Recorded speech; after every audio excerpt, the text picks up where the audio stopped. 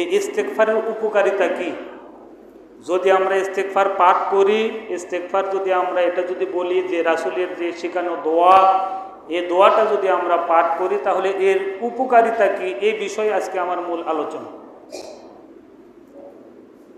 কোনো বান্দা বান্দি যদি ইস্তেগফার পাঠ করে, ইস্তেগফার যদি পাঠ করে, এর উপকারিতা সম্পর্কে কোরআন এবং হাদিস থেকে আমি আজকে একটু আলোচনা করতে চাই। একটু মনোযোগ সহকারে সকলেই শুনবেন। এর উপকারিতা একটু আমরা জেনে যাই। সকলেই পারি না এমন কোনো ব্যক্তি এখানে নেই। সকলে আমরা পারি, কিন্তু আমলে নেই না। 1, 2 নম্বর কথার উপকারিতা যদিও জানি, এগুলাকে আমরা আয়ত্ত করতে চাই না, আমলে নিতে চাই না।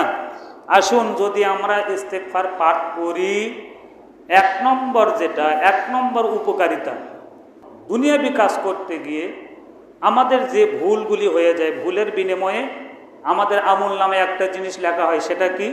গুনাহ বা পাপ বা দান। একটা ভুল যখন আমরা করছি, একটা অপরাধ যখন আমরা করছি, আমাদের আমল নামায় একটা জিনিস যেটা লেখা হয়, আমাদের বাংলা ভাষায় আমরা বলি গুনাহ। আল্লাহর কোনো বান্দা বান্দি যদি আল্লাহ রাব্বুল আলামিনের কাছে একটা বার যদি বলে আস্তাগফিরুল্লাহ, এর উপকারিতা সম্পর্কে আল্লাহ রাব্বুল আলামিন জানিয়ে দিলেন। আমার বান্দা বান্দিরা তারা যদি একবার আমার দিকে যদি ফিরে আসে, যদি আস্তাগফিরুল্লাহ পাঠ করে, যদি ইস্তেগফার পাঠ করে, 1 নম্বর উপকারিতা সম্পর্কে আল্লাহ রাব্বুল আলামিন জানিয়ে দিলেন, ওয়াস্তাগফিরিল্লাহ ইন্নাল্লাহা কানা গফুরুর রহিমা। সুবহানাল্লাহ। আল্লাহ রাব্বুল আলামিন বলছেন, হে আমার বান্দা বান্দিরা, তোমরা ইস্তেগফার পাঠ করো। 1 নম্বর উপকারিতা, গুনাহ থেকে মুক্ত হতে পারবো আমরা, গুনাহ মাফ হয়। 1 নম্বর উপকারিতা, যদি আমরা ইস্তেগফার পাঠ করি তাহলে 1 নম্বর উপকারিতা, গুনাহ মাফ হয়। এই প্রসঙ্গে আল্লাহ বলছেন, তোমরা ইস্তেগফার পাঠ করো, আমার কাছে ক্ষমা চাও। দুনিয়াতে তুমি অনেক পাপ করেছো, অনেক অন্যায় করেছো, তুমি অনেক অপরাধ করেছো, কেউ দেখে নাই, কিন্তু আমি দেখেছি, আমি জানি, কেউ জানে না। এমন পাপ তুমি করেছো, অন্তর দিয়েও করেছো, তুমি আবার সশরীরেও করেছো। জল্পনা কল্পনার ক্ষেত্রে তুমি এই পাপ করেছো, কিন্তু কেউ জানে না, আমি উপর থেকে একজন জানি, তিনি হলেন আল্লাহ। ওই আল্লাহ বলছেন, তোমার এই পাপ থেকে, দুনিয়াতে চলতে ফিরতে তুমি যে গুনাহ করেছো, তুমি যে পাপ করেছো, এই পাপ থেকে যদি তুমি মুক্ত হতে চাও, তাহলে তুমি আমার কাছে ইস্তেগফার পাঠ করো, আমার কাছে ক্ষমা চাও। ইন্নাল্লাহা কানা গফুরুর রহিমা। ইন্নাল্লাহ, নিশ্চয় আল্লাহ, কানা গফুরুর রহিমা, অত্যন্ত ক্ষমাশীল এবং অত্যন্ত দয়ালু। গুনাহ থেকে যদি মুক্তি পেতে চাই, তাহলে 1 নম্বর উপকারিতা সম্পর্কে আল্লাহ বলছেন, গুনাহ থেকে মুক্ত যদি হতে চাও, 1 নম্বর উপকারিতা, গুনাহ থেকে মুক্ত হতে পারবে যদি তোমরা ইস্তেগফার পাঠ করো। আল্লাহ রাব্বুল আলামিন আরো বলছেন, ফাকুল তুস্তাগফিরু রাব্বাকুম ইন্নাহু কানা গফফারা। আল্লাহ রাব্বুল আলামিন বলছেন, সুতরাং ফাকুল তুস্তাগফির, আমি তোমাদেরকে বললাম, ইস্তেগফারু রাব্বাকুম, তোমরা তোমাদের রবের কাছে ইস্তেগফার পাঠ করো।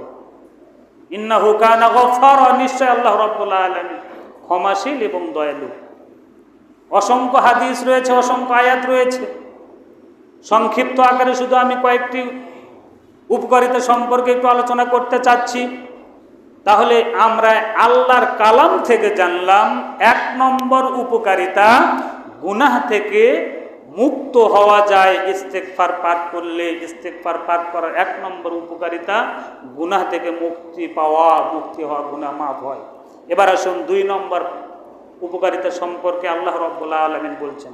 সূরা নূহে 10, 11, 12 এই কয়েকটি আয়াতে সুন্দরভাবে আল্লাহ রাব্বুল আলামিন স্পষ্ট করে, অস্পষ্ট নয়, স্পষ্ট করে জানিয়ে দিয়েছেন, হে আমার বান্দারা, তোমরা যদি ইস্তেগফার পাঠ করো, তোমরা যদি আমার কাছে চাও, আমি আল্লাহ রাব্বুল আলামিন তোমাদের কিছু উপকার করব। আল্লাহ উপকার করতে চাচ্ছেন, কিন্তু আমরা উপকার নিতে চাই না। দুনিয়াতে যখন আমরা বিপদে পড়ি, দুনিয়াতে যখন আমরা কোনো সমস্যায় পড়ি, আমাকে কেউ না কেউ উপকার করে, যদি আমি হয়তো বা বললাম, অথবা যদি নাও বলি, কেউ যদি বুঝতে পারে আমাদের অমুক ভাই একটা বিপদে পড়েছে, আমরা তাকে একটু উপকার করতে চাই, তাকে একটু সাহায্য করতে চাই।